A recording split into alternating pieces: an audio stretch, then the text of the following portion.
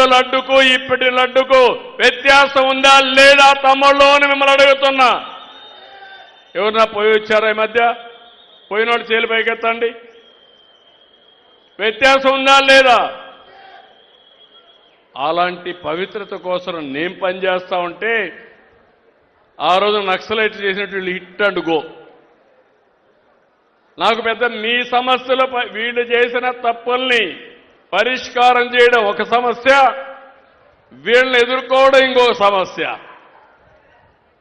వీళ్ళు పని చేయరు, తప్పుంటే చెప్పరు, సద్విమర్శ చేస్తే నేను కరెక్ట్ చేసుకుంటా, అది చేయరు. కానీ రోడ్డు మీదకి వచ్చి నిన్న చూస్తే గుంటూరు నుంచి విజయవాడకు పోవాలంటే 6 గంటలు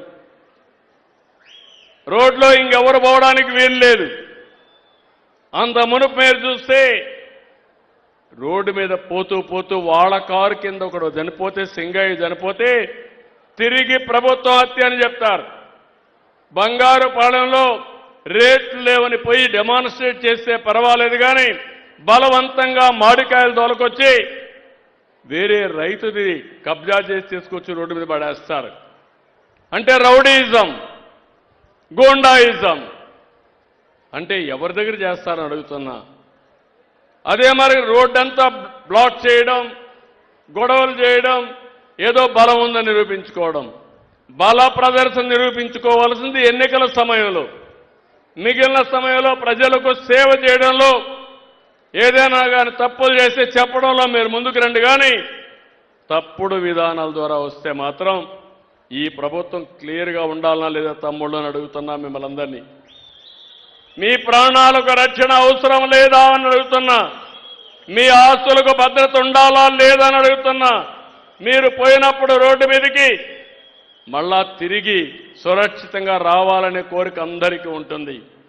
నాకు లా అండ్ ఆర్డర్ ముఖ్యం, ప్రజలు ముఖ్యం. ఎవరైనా రాజకీయాల్లో ఇష్టానుసారంగా చేస్తే కఠినంగా ఉంటా.